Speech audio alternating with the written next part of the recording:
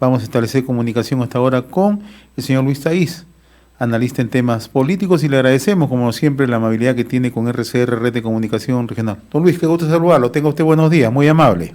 Muy buenos días, señor Hernández. ¿Cómo está usted? Saludos a usted y a todo su gran radio escuchas.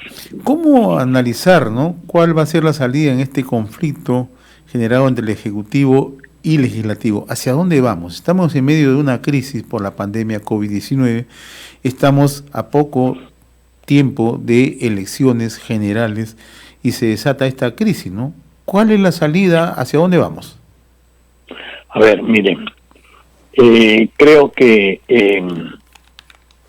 en primer lugar quiero señalarle que yo no estoy de acuerdo con que se quite la inmunidad ni del Congreso, ni de la Presidencia, ni del juicio de los ministros, ¿sí? Porque lo que hay que hacer, ha habido abusos, sin duda, pero hay que regularlo mejor. Con la experiencia de los abusos que ha habido, regularlo. Y eso es un trabajo conjunto que debiera de hacer el gobierno con el Congreso.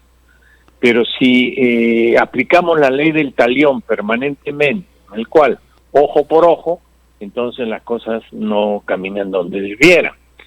Yo le quiero señalar que encuentro que el presidente Vizcarra tuvo un gran error en fechar al Congreso el día domingo pasado. Y tuvo un gran error porque fue muy agresivo con el Congreso. Obviamente, a pesar que cada bancada, hay un sinnúmero de bancadas y que no hay una sola fuerza mayoritaria en el Congreso, se pusieron de acuerdo al punto de 102 votos, ¿sí? Para darle una respuesta política al presidente. Entonces, y como le digo, cuando uno aplica la ley del talión ojo por ojo, todos nos quedamos ciegos. Y eso es lo que está pasando en el momento de hoy. El presidente Vizcarra, como ha fracasado en el manejo de la pandemia y está dejando su herencia, va a ser una pandemia mal manejada. Somos el quinto país del mundo y el primer país del mundo con menos población en contagios. O sea, solamente nos ganan los países que tienen mucha más población, como Estados Unidos, Brasil, etcétera. Pero nosotros no tendríamos por qué tener ese nivel de contagio. En segundo lugar, ha habido todo, o sea, no han tenido un plan para poder combatir la pandemia.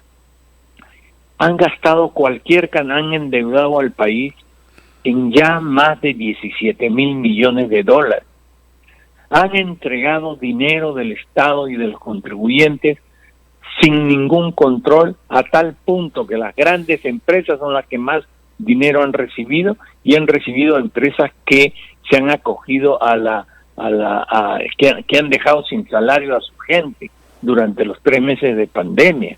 Se acogieron a esa cosa mal llamada suspensión perfecta. Entonces, ¿perfecta para quién? Para los empresarios, porque para el trabajador no fue perfecta para nada. Entonces, tenemos que ver, y ahora abrieron todo, ¿no es cierto? Compraron vacunas que no vacunas, sino pruebas que no eran moleculares, sino las otras pruebas que son que no dicen totalmente cuyo resultado no es muy bueno. Entonces, estamos en la situación que estamos, y yo le quiero decir que todavía las cifras están maquilladas, como lo dice la Universidad Johns Hopkins de Estados Unidos, y como usted sabe, es la universidad más importante del mundo en medicina, ¿sí? Entonces,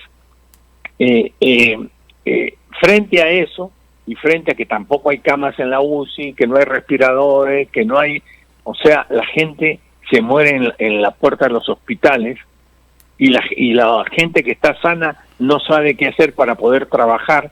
Es un fenómeno en el cual han sido realmente el presidente y sus ministros incapaces de poder resolver. Han abierto el país en general para favorecer la economía. Entonces ellos han estado trabajando en una dicotomía entre la economía o la salud de la gente. Y la verdad es que hay soluciones para poder trabajar ambas cosas a la vez, como lo han comprobado varios países. Entonces, frente a todo esto y frente a que el señor Vizcarra, que es una persona que, digamos, es fanático de las estadísticas, los gobernantes no pueden manejar para las encuestas, los gobernantes tienen que manejar para lo que hay que hacer en el país. Y resulta que él, como se muere apenas baja 5 puntos, entonces ha ido a pechar al Congreso para poder recuperar esta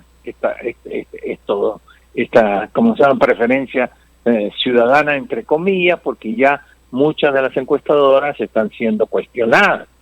Entonces, frente a este panorama, ¿no es cierto?, de otro lado, el Congreso también ha sido bastante irresponsable en estar haciendo el aumento de gasto cuando un Congreso no puede aumentar el gasto, o sea, no puede dirigir el gasto del país. A mí me parece fantástico que el Congreso diga que 6% del producto irá a dedicarse a la educación. Y yo digo, y también a la salud, porque son dos cosas en las cuales no el país está, la pandemia ha probado que el país está totalmente desguarnecido en salud y en educación. Pero el Congreso no lo puede señalar. Entonces, ¿por qué no hacemos un referéndum a ver si los dueños del dinero, que somos los contribuyentes, que somos los que pagamos nuestros impuestos, que somos todos los ciudadanos del país, ¿sí?, estamos de acuerdo o no de destinar 6% del producto a la educación y otros 6% a la salud? ¿Se da cuenta? Entonces, para eso sí sirve los referendos, porque allí le consultan al dueño del dinero, que es el aportante ciudadano, qué cosa es lo que debe hacer. Pero yendo ya a la solución de la crisis política frente a estas elecciones, fíjense ustedes, las elecciones es una cosa muy terrible. El día 15, en 9 días más, el presidente tiene que llamar a elecciones generales. Si no llama a elecciones generales el día 15, es sujeto de vacancia. Entonces, sí o sí, tiene que llamar. Y va a llamar, y cuando se llama a elecciones, se llama con las leyes existentes. ¿Me explico? Claro. Entonces, la ley que se ha aprobado en el Congreso todavía no tiene vigencia, porque falta una segunda votación en esta nueva, ¿cómo se llama?, en esta nueva sesión del Congreso de legislatura, que sí, ha empezado el día de ayer. Así es. Entonces, todavía hay tiempo, creo yo, porque si en ese momento no se aprueba, pues no pasó nada, ¿se da cuenta? Entonces yo lo que sí creo es que lo que deberían es de trabajar un acuerdo entre el gobierno, pero uno se pone a pensar quién en el gobierno. El señor primer ministro, que no tiene la menor idea de nada, el peor, el ministro de Justicia, ¿con quién se trabaja él? Y gente del Congreso, donde también, salvo raras excepciones, es un Congreso bastante mediocre, ¿no? Entonces, irresponsable porque no legisla sin saber las consecuencias de su legislación. En consecuencia, ¿cuál es la salida? La salida, creo yo, es que realmente el gobierno y el Congreso se junten y en una semana saquen una propuesta. Y esa propuesta será la que llegue. Y una propuesta destinada no a eliminar ninguna de las inmunidades, porque son necesarias, sino a regularlas. La pregunta, don Luis, es si el presidente de la República, y personifico de esa manera, porque en realidad él toma las decisiones, tiene la voluntad, y por el lado del Congreso, si también el Legislativo tiene la misma, ¿no? Yo estoy seguro que el Congreso va a tener la voluntad de hacer, estoy seguro de eso. Y estoy seguro de que en el caso del presidente Vizcarra no lo sé, porque él siempre ha sido muy ha rehuido todo lo que es diálogo y consenso. Cuando él llama a las bancadas, ¿para qué las llama? Más o menos como para decirle, esto es lo que hay que hacer. Él cree que es el jefe del Congreso, y no es así. El Congreso es un poder del Estado, querrámoslo o no, y lo hemos elegido el pueblo, al igual que lo mientras que el presidente no lo eligió el pueblo, lo eligieron a PPK. Entonces, yo lo que creo es que debe haber un ejercicio de humildad de ambos poderes y sentarse a la mesa por el bien del país. Estamos llegando al bicentenario de la República como un Estado fallido prácticamente. Somos incapaces de gobernarnos a nosotros mismos. El gobierno necesita llamar a un gobierno extranjero para que venga a ejecutar los proyectos en el Perú, porque ellos no lo pueden ejecutar. Pero ¿de qué estamos hablando? Que vengan también pues a ejecutar la justicia y que vengan a ejecutar también ¿cómo se llama? La educación y la salud, etcétera.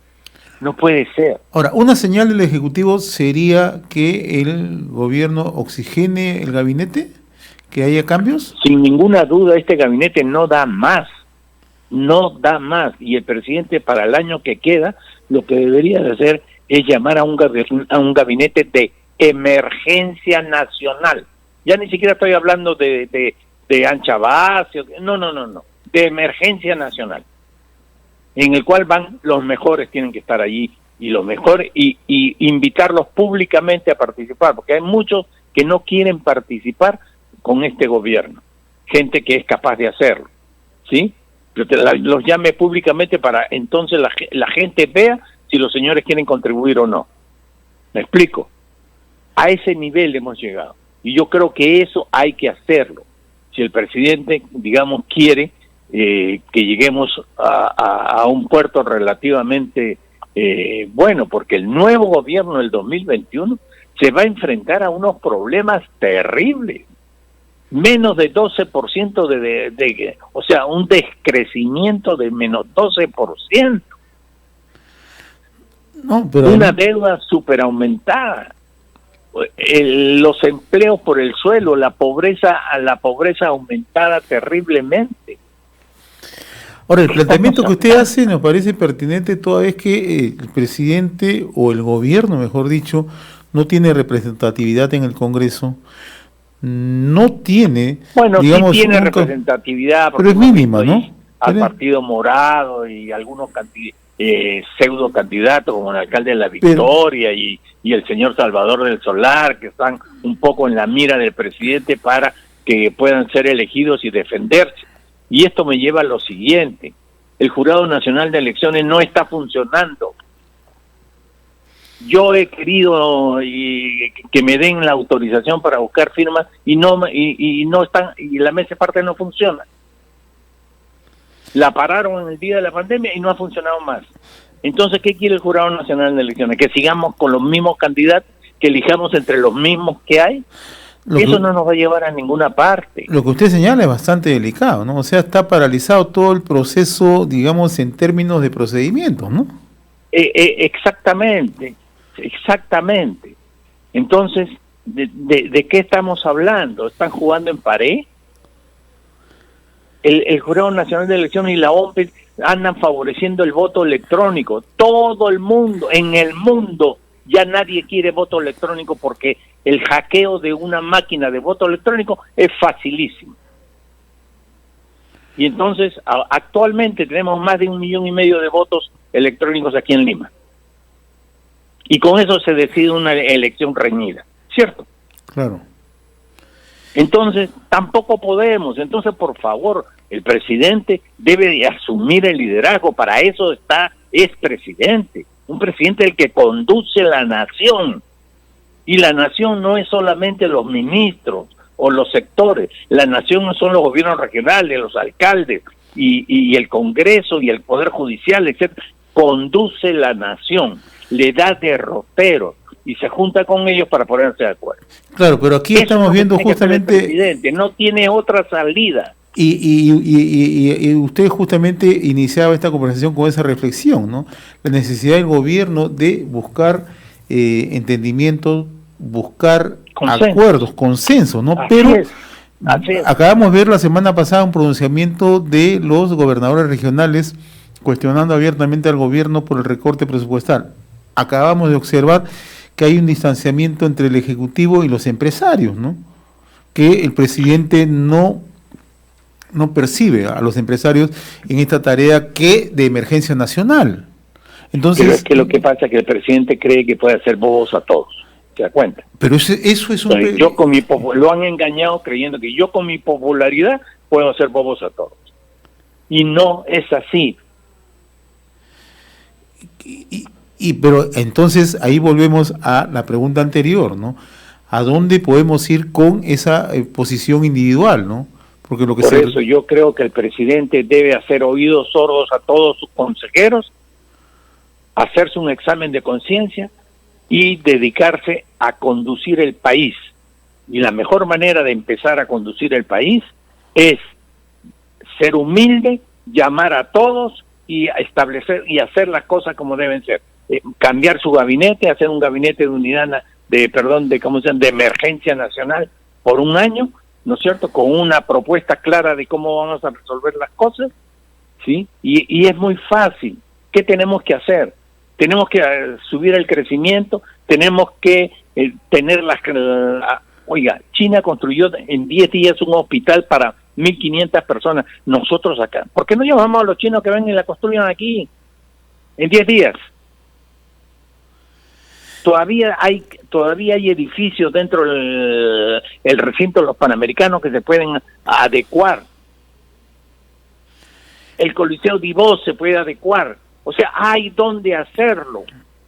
Y así pasa en provincias. Pero falta voluntad, pues, ¿no? No se están haciendo las cosas. Y claro, ¿cómo hacemos crecer la economía? Pues llamamos a los empresarios y nos ponemos de acuerdo con ellos para que no abusen. Una señal clara de protección a la gente es que no vayan a comprar una aspirina y le cuesten 20 soles la aspirina y en la clínica le valgan 200 soles. Pero se llegó a esta situación porque en un estado de emergencia el Estado pudo haber aplicado los mecanismos que le confieren el estado de emergencia, ¿no? Pero es que no tenían idea, mi amigo Hidalgo, no tenían idea, o Hernández, perdón.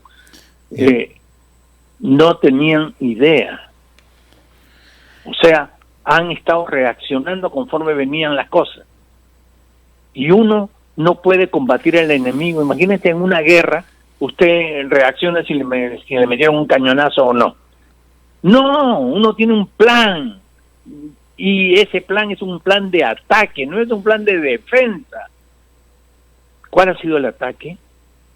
Mandarnos a todos a la casa. Y la gente al principio estuvo de acuerdo, pero cuando ya no tenía comida para llevarse a la boca, entonces tenía que salir a ver cómo se las arreglaba. El transporte, poner el transporte y no quitar las combis, por favor. Las combis andan repletas de gente contagiando a todo el mundo. Don Luis, usted ha sido funcionario internacional, de un organismo internacional. Yo he sido representante de la ONU en varios países durante más de 20 años. Así es. Mire, ¿y cuál es la mirada que tienen del extranjero cuando ven al Perú como uno de los países que tiene mayor prevalencia y se ha hecho menos trabajo en cuanto a combatir el COVID-19? ¿Cómo repercute eso? Imagínense usted, si yo voy, si mi empresa en Estados Unidos o en Europa quiere invertir en el Perú y viene a invertir en el Perú, tiene que mandar su gente, ¿cierto? Y su gente le va a decir, yo al Perú no voy. Así de taxativo es. O sea, pero por supuesto, porque ¿y qué me va a pasar allá? No hay ni hospitales, señor. ¿Cómo voy a llevar a mis hijos? Situación bien delicada, ciertamente, ¿no? Y no se está mirando, ¿no? Exactamente. Y no se está mirando, ¿no? O sea, son cosas mínimas que... Entonces el Ministerio de Economía, ¿no es cierto?, con esta señorita ministra, la verdad es que tampoco ha estado funcionando ni ha estado haciendo las cosas bien. Se le cuelan las cosas, pero es como un colador. ¿Y eso qué es? La falta de experiencia. Uno puede ser un gran teórico, un gran académico, súper bien preparado, pero si no hay experiencia, no pasa nada. Bien, ojalá que logremos superar esta situación, mi estimado don Luis Taiz. Yo lamento mucho tener que decirle a sus radioescuchas este panorama tan sombrío. Pero hay una luz al final del túnel todavía. Si el presidente se pone los pantalones, no le escucha a ninguno de sus asesores hace un gabinete de emergencia nacional y se pone a discutir con el Congreso para que las cosas vayan bien y tener una elección buena en las mejores condiciones económicas y de salud del país. Eso es posible de hacer. Ojalá que encontremos ese espacio. Aún estamos a tiempo. Yo le agradezco la gentileza a don Luis Taiz, como siempre. Un fuerte abrazo. Gracias a usted. Buenos días. Buen día, muy amable. Conversábamos con don Luis Taiz, analista en temas políticos, ¿no? Es funcionario de Naciones Unidas.